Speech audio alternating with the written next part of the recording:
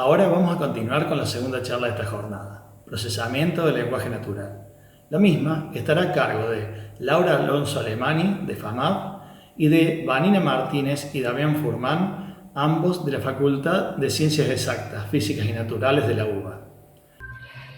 Bueno, hola, somos Damián Furman, hola Damián, Vanina Martínez, ellos dos son de la Universidad de Buenos Aires, yo soy Laura Alonso Alemán de la Universidad Nacional de Córdoba.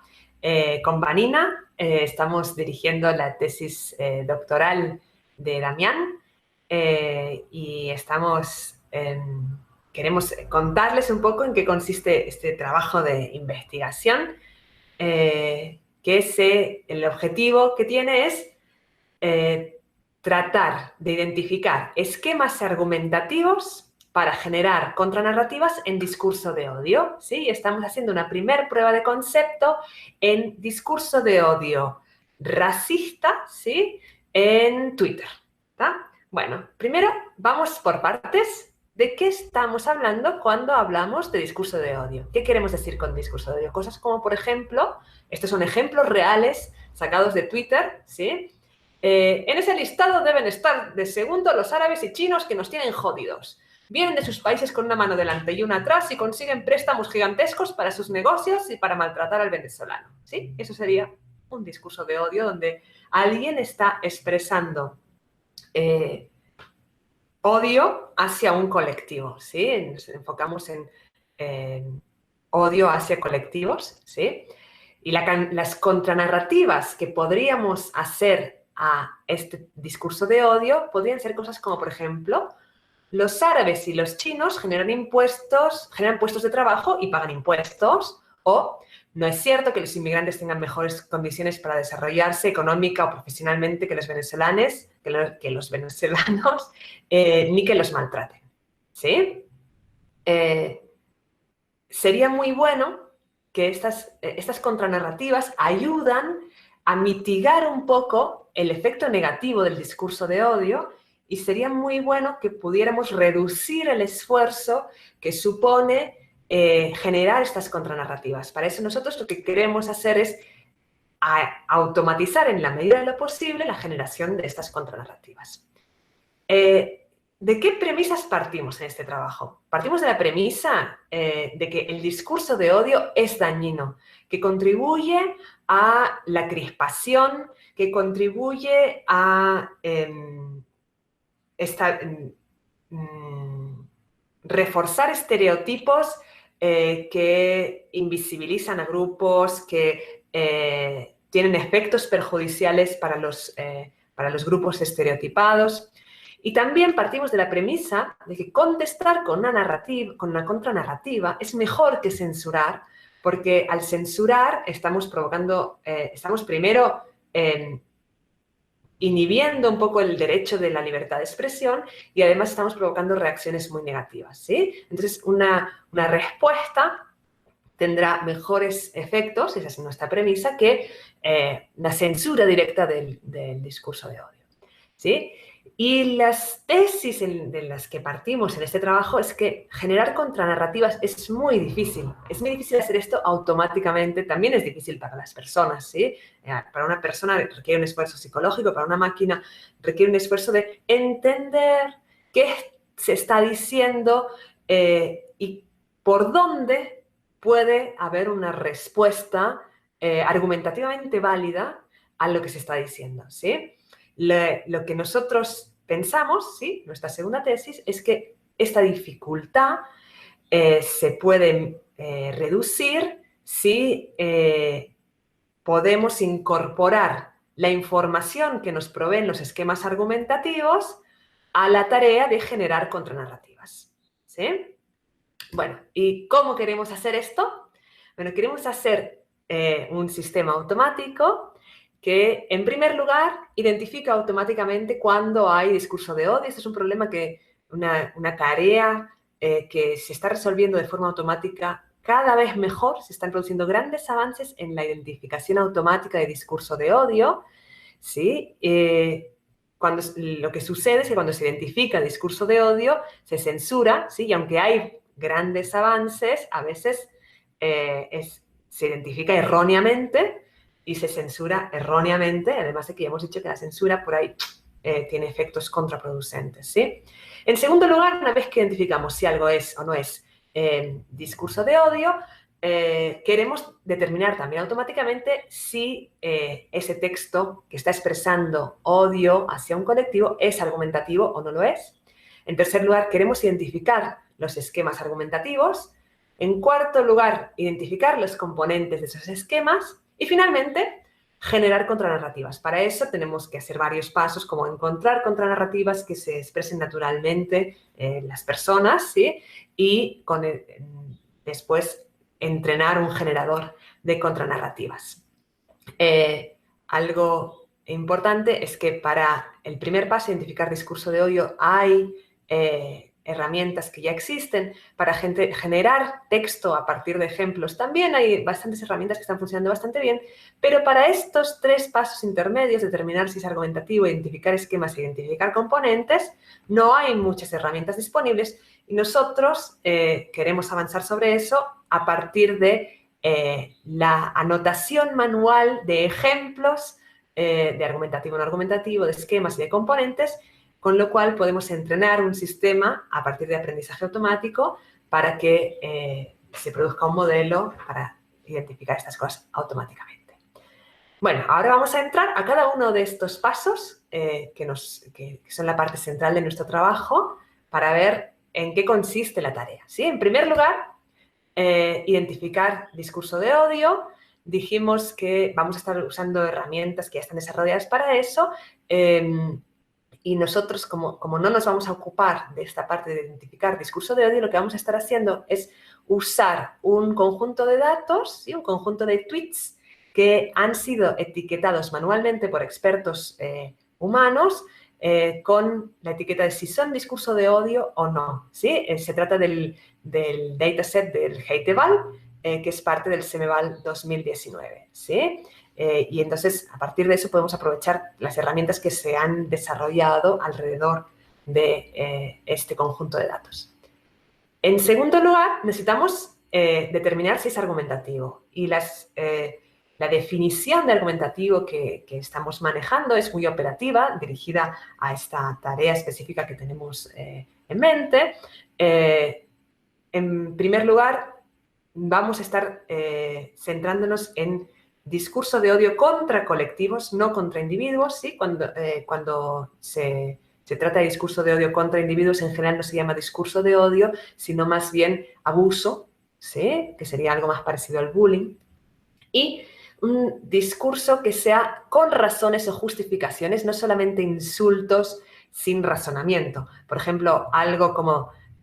aquí es la Oficina de Atención contra el Racismo. Claro que sí, pásele pinche indio prieto zarapastroso, ahorita lo atendemos, primero que pase el güero. Eso no tiene un razonamiento, son solamente insultos en forma de chiste, ¿sí? Esto no lo consideraremos argumentativo, pero en cambio esto, ¿sí? Donde dice, esto es lo que la ONU llevan de África a Europa. Un inmigrante nigeriano mata y descuartiza a una joven italiana de 18 años. Estamos diciendo que los inmigrantes matan y descuartizan, ¿sí? Esto sí es más argumentativo porque hay como una justificación para decir que la inmigración es mala, ¿sí? Nos centramos en este tipo de casos, ¿sí? Ahora, Vani, si querés seguir vos.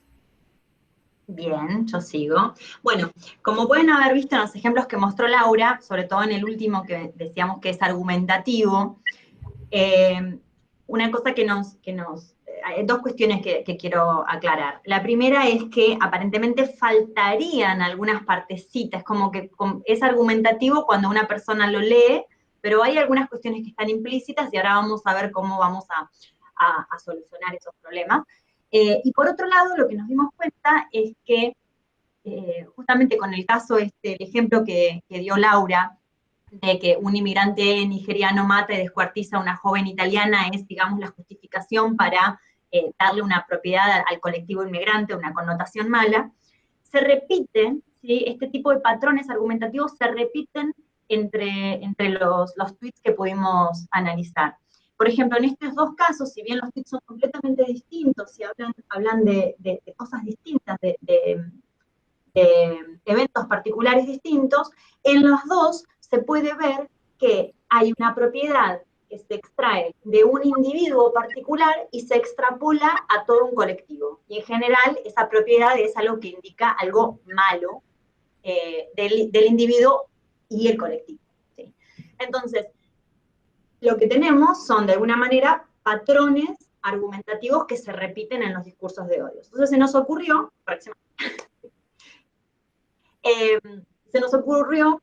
utilizar esta idea de esquemas argumentativos que tienen varias décadas, tiene muchos años de investigación en el área de filosofía y argumentación computacional. Los esquemas argumentativos son estructuras de argumentos, estructuras que nos permiten hacer inferencias, que representan en general discurso diario, ¿sí? Discurso que usamos en una conversación diaria, o en contextos especiales como pueden ser la argumentación legal o científica, donde quizás no es tan fácil identificar cuáles son las premisas y las reglas de inferencia que se están usando para llegar a la conclusión, o quizás algunos de estos elementos están implícitos. La próxima. Entonces, los esquemas argumentativos lo que nos va a permitir, ¿sí?, es representar un tipo de inferencia particular que puede ser no necesariamente deductivo, ¿sí?, sino que puede ser rebatible, aductivo, basado en presunciones, como que nos da un marco para representar reglas de inferencia que no están sujetas a una teoría lógica específica, ¿sí?, sino que se corresponden quizás un poco más al tipo de razonamiento que hacemos los seres humanos, que también incluye cosas como sentido común y conocimiento del dominio, pero que no aparecen dentro de la explicación del argumento, sino que se toman de una manera explícita como información de dominio. Próxima.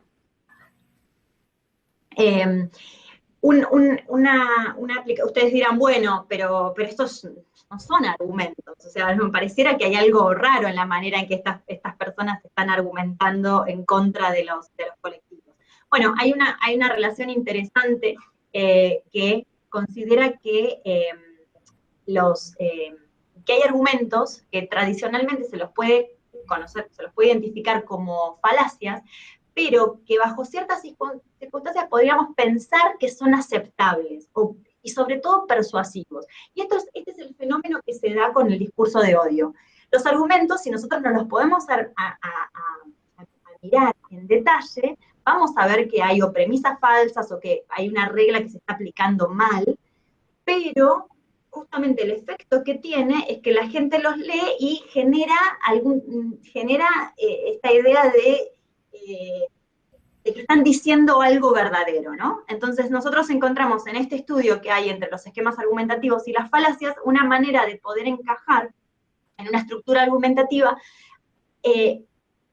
un discurso que en cierta forma, que en cierta forma es falaz o implica contradicciones en sí misma, ¿no? Entonces, lo que vamos a hacer es identificar patrones comunes de argumentación en los discursos de odio. Por ejemplo, el ejemplo que vimos recién con Laura, ¿sí?, es un ejemplo de generalización, ¿no?, que genera de grupos aparte o de partes a grupo, ¿sí?, que es uno de los, está dentro de los esquemas argumentativos más estudiados en este área. Caracterizar el discurso de odio con esquemas argumentativos para poder entender el tipo de razonamiento erróneo, justamente, ¿no? Y construir contranarrativas adecuadas en esta falla. Entonces, si nosotros podemos encontrar qué parte del argumento es la que está fallando, ¿sí?, en el razonamiento, podemos contestar adecuadamente. En este sentido, un esquema argumentativo tiene varias partes. Está formado por premisas y una conclusión, por un lado. Estas premisas, algunas pueden ser menores, que se le llama, que son asumibles o presuposiciones, y una premisa mayor en la que se basa la inferencia que está haciendo el argumento en sí mismo.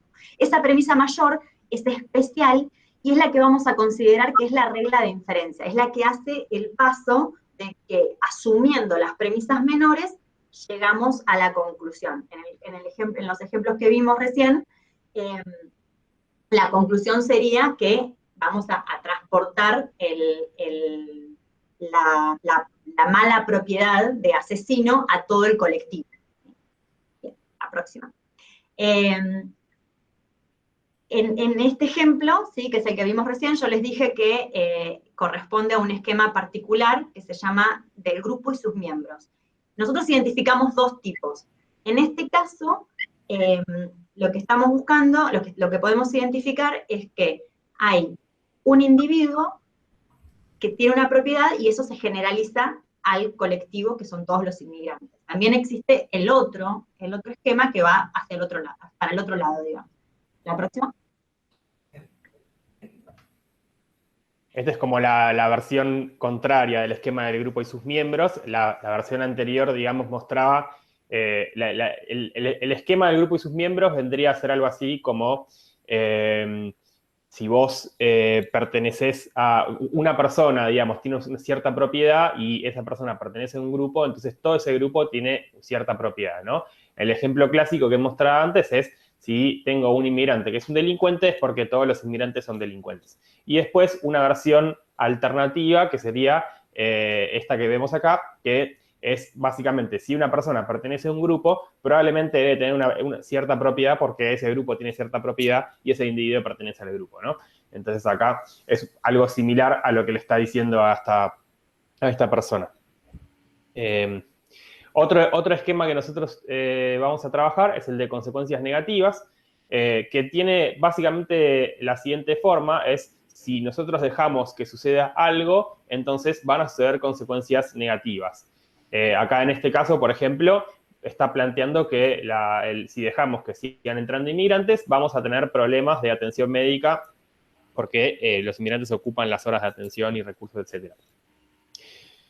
Después, otro esquema al que vamos a trabajar es el esquema de autoridad, acá, que básicamente quiere decir utilizar la autoridad de alguien para justificar una acción o una caracterización sobre un determinado grupo. En este caso está citando a personas, pero podría ser, por ejemplo, países, entidades, es decir, hay que hacer como en tal país que tienen, no sé, a los inmigrantes hacen tal cosa, como para poner un ejemplo.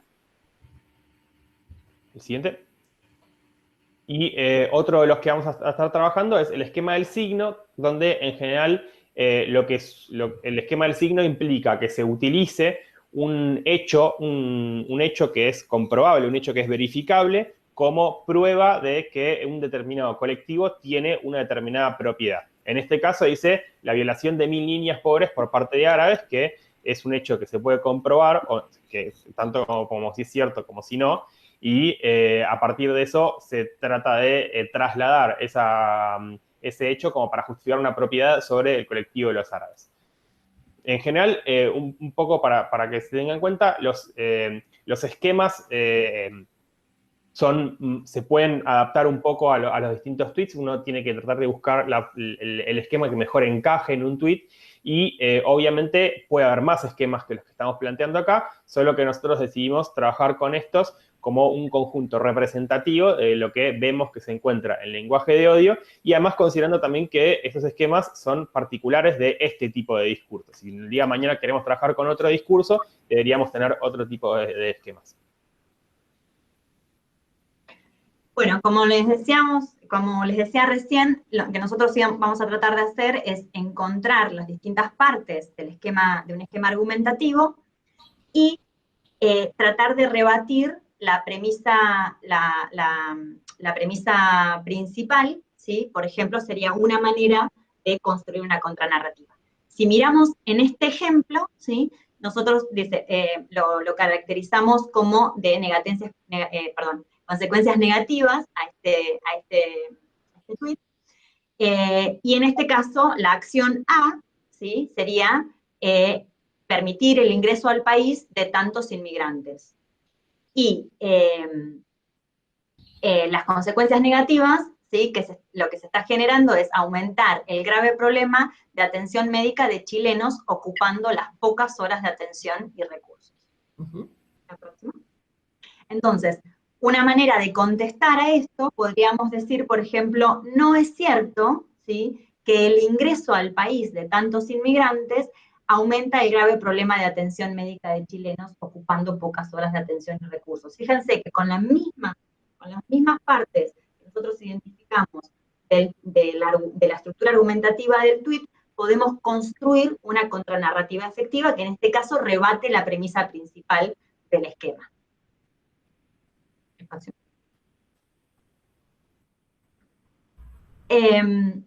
Además de las premisas, las conclusiones, la premisa mayor, que es esta regla rebatible, la descripción de un esquema argumentativo consiste también de un conjunto de preguntas críticas, ¿sí?, que nos sirven justamente para cuestionar la validez del razonamiento que se está haciendo en el argumento en relación a la estructura del esquema, ¿sí? Por ejemplo, en relación al esquema de consecuencias negativas, las preguntas críticas que podríamos hacernos es, ¿qué tan probable es que sucedan estas consecuencias? ¿O qué evidencia hay de que vayan a suceder estas consecuencias? Y si esa evidencia es suficiente.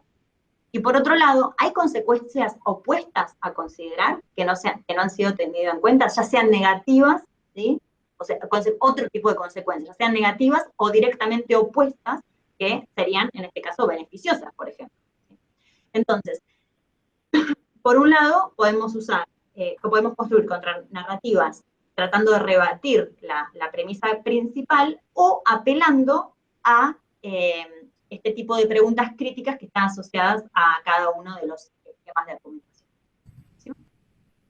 Entonces, por ejemplo, dado el mismo tweet, nosotros podríamos tratar de generar una contranarrativa utilizando la pregunta crítica 1, que dice, ¿cuán probable es que los inmigrantes agraven el problema de atención médica de los chilenos? ¿No? Entonces, estamos diciendo, bueno, supongamos que sucede, ¿sí?, que esto va a suceder. Bueno, pero ¿cuán probable es que suceda? ¿No? Entonces, de esa manera, generamos también una contranarrativa que hace que el que emite el argumento de odio tenga que reaccionar de alguna manera, ¿no?, y decir, bueno, no sé, o aportar algún tipo de número, ¿no? Pero genera el diálogo entre los dos. La próxima. Si aplicáramos la segunda pregunta crítica, podríamos contestar algo como, bueno, pero ¿qué evidencia hay sobre que los inmigrantes agraven el problema de atención médica de los chilenos, ¿no? Entonces, estamos obligando a presentar evidencia de que efectivamente eso es lo que está sucediendo. Y por último, en la 3, la pregunta crítica 3, aplicada como contranarrativa, podría ser, ¿hay otras consecuencias de la inmigración que deberíamos tener en cuenta? ¿Sí? Como por ejemplo, lo que decíamos antes, ¿no? Por ejemplo, estos inmigrantes pagan impuestos, toman trabajos asistenciales, toman incluso trabajos que algunos chilenos no quieren o no pueden hacer. Entonces, todas esas apreciaciones podrían ser contranarrativas que corresponden a aplicar la pregunta crítica 3 de este esquema. Bueno, parte clave de este trabajo, y para poder generar las contranarrativas es indispensable poder identificar componentes.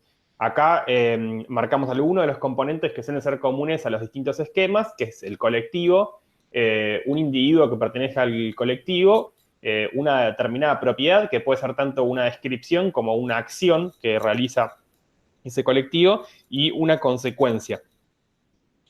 ¿El siguiente? Ay, ya está. Por ejemplo, acá tenemos el caso, el tweet que habíamos visto antes de esto es lo que este grupo lleva de África a Europa, un inmigrante nigeriano mata y descuartiza a una joven italiana de 18 años, donde el colectivo es la gente que viene de África, el individuo es un inmigrante nigeriano en particular, la consecuencia, en realidad, que también podría ser propiedad, es mata y descuartiza a una joven italiana de 18 años como planteando básicamente que el individuo que es un asesino traslada esa propiedad al colectivo. Fíjense que no están todos los componentes, además no son estos 4 componentes tampoco son los únicos componentes.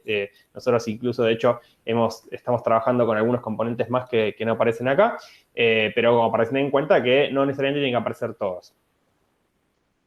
Después, acá tenemos la policía británica permitió la violación de 1000 niñas pobres por parte de árabes, donde tenemos que el colectivo son los árabes y la consecuencia, digamos, que trae este grupo es la violación de 1000 niñas pobres.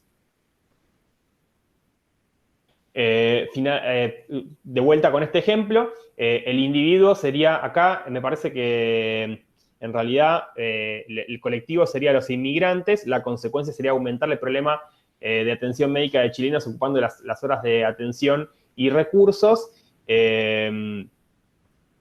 y en realidad esto que es de consecuencias negativas debería tener también esto de que los responsables del ingreso al país deben hacerse cargo de los problemas de salud, sería básicamente como el individuo que tiene que tomar la acción, digamos, de las consecuencias negativas.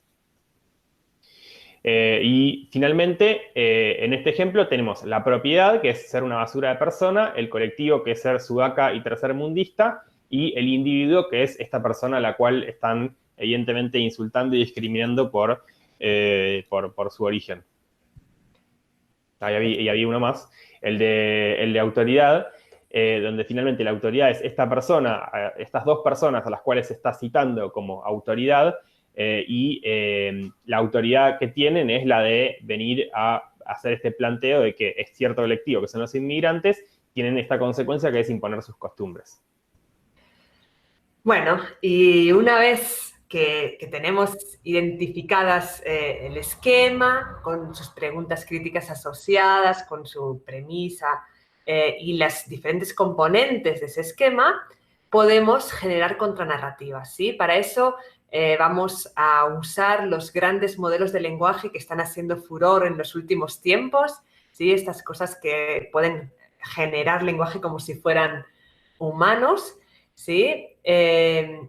Usar este tipo de tecnología presenta algunas limitaciones, ¿sí? En particular, estos modelos no son específicos para contranarrativas y además no podemos entrenarlos fácilmente para contranarrativas porque parece que hay pocos ejemplos, ¿sí?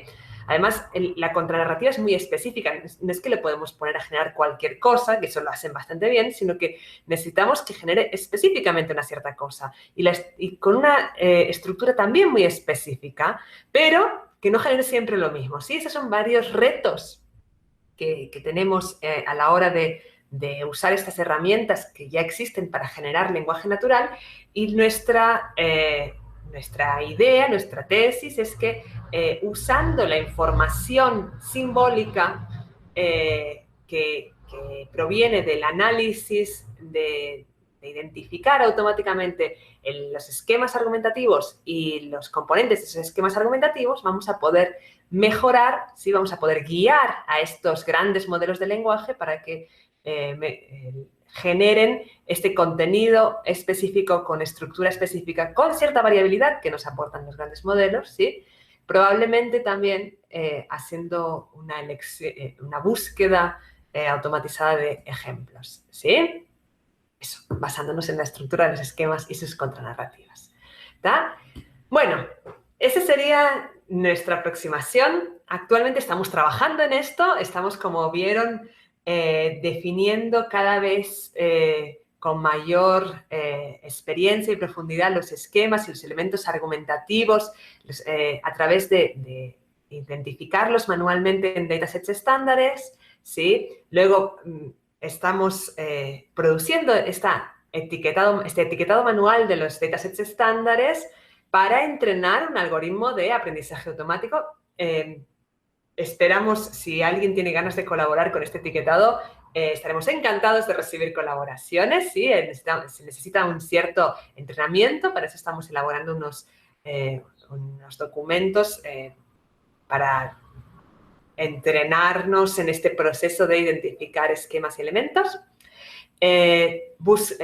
También desarrollaremos métodos para encontrar contranarrativas con las que entrenar estos modelos de lenguaje y vamos a trabajar un poco en la generación estructurada de contranarrativas. Bueno, ese sería todo. Muchas gracias por esa atención y quedamos abiertos a las preguntas que pueda haber.